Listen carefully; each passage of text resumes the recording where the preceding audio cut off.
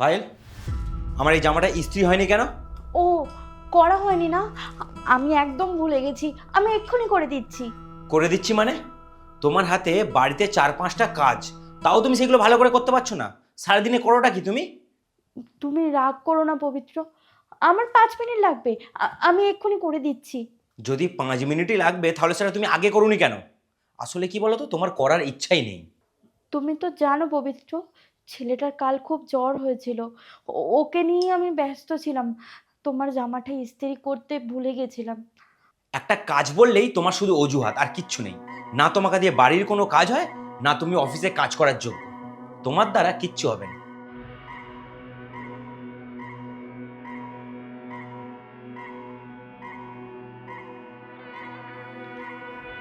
পায়েল, আরে আমাকে লেবু রসটা দাও, আমি খেয়ে বেরোবো।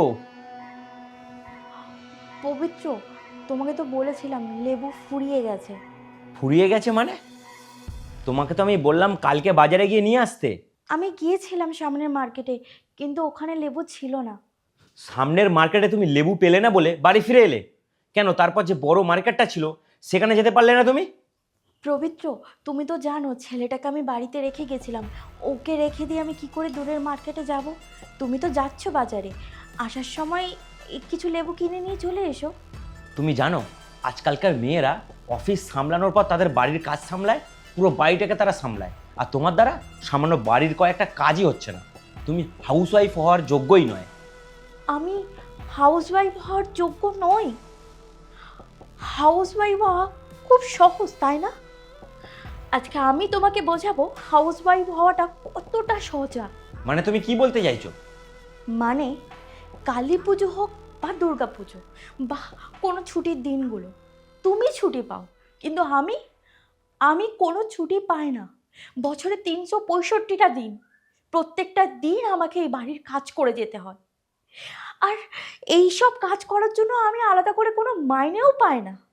মাইনে তো দূরের কথা, তোমার মুখ থেকে কোনোদিন থ্যাংক ইউ শব্দটা অব্দি শুনিনি। উল্টে তুমি আমাকে তোমার কাজগুলো চাপিয়ে গেছো, একবারও জিজ্ঞাসা করোনি যে আমার কোনো কাজ আছে কিনা, আমার তোমার কাজটা করার জন্য সময় আছে কিনা। তুমি জিজ্ঞাসা করেছো? কোনো দিন জিজ্ঞাসা করোনি। উল্টে তোমার কাজগুলো আমার ঘাড়ের ওপর চাপিয়ে গেছো। তুমি জানো আমি সকালে কটায় উঠি? ভোর 5টায় উঠি। আর রাতে ঘুমাতে যাই কখন জানো? 12টার সময়। সারা দিন আমি তোমাদের কাজ করে যাই। সকালবেলা উঠে তোমার টিফিন রেডি করি, তোমার ছেলের টিফিন রেডি করি, আবার তোমার জামা কাপড় যেগুলো পরে তুমি অফিসে যাবে সেই সমস্ত কিছু আমি রেডি করি। তোমার ছেলেকে চান করানো, খাওয়ানো, তোমার ছেলেকে স্কুলে দিতে যাওয়া, এবং কি রাতের মশারিটাও আমাকে টাঙিয়ে দিতে হয়। আর তারপরেও তুমি জিজ্ঞাসা করবে আমি কি কাজ করি? না মানে? খুব তো তুমি বলো বাইরের মেয়েরা অফিসের কাজ সামলে এসে বাড়িতে এসে আবার বাড়ির কাজগুলো সামলায়। কই, তুমি অফিস থেকে এসে বাড়ির একটা কোনোদিন কাজ করেছো? কেন করনি? আমি যখনই বাপের বাড়ি গেছি তুমি ফোন করে শুধু বলে গেছো কখন বাড়ি আসবে, কখন বাড়ি আসবে, এখনো বাড়ি আসছো না কেন, আমার অসুবিধা হচ্ছে, তাড়াতাড়ি বাড়ি ফেরো। কেন বলো? এক সপ্তাহ নিজের কাজগুলো করে, অফিসের কাজ যত কিছু আছে সব কিছু করে বাড়িতে এসে সব কাজগুলো করে দেখাও তো দেখি। বাড়ির কাজ করা তো খুব সহজ, হাউস ওয়াইফ হওয়া খুব তো সহজ, করে দেখাও না। কাজের বেলা হষ্টরাম্মা, আর মুখে শুধু বড় বড় কথা আছে। এক গ্লাস জল গড়িয়েও তো কোনোদিন খাওনি। বিয়ের পর থেকে সব কিছু তোমার মুখের সামনে আমি তুলে ধরেছি, তাও তাও তুমি কোনোদিন বলনি যে এই কাজটা আমাকে দাও, আমি করছি। কোনো দিন তো বলনি। আর সেটাই আমার সব থেকে বড় ভুল হয়েছে। তোমার কাজগুলো তোমাকেই আমার করতে দেওয়া উচিত ছিল।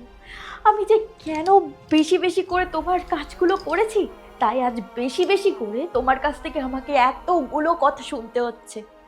এবার থেকে তুমি তোমার কাজগুলো নিজে করবে, আমাকে বলবে না। বাড়ির কাজ করা তো খুব সহজ, করো। হাউসওয়াইফ হওয়া তো খুব সহজ, নিজে করো এবার নিজের কাজগুলো। দেখবো এই সহজ কাজগুলো করতে তোমার কোনো অসুবিধা হয় কি না।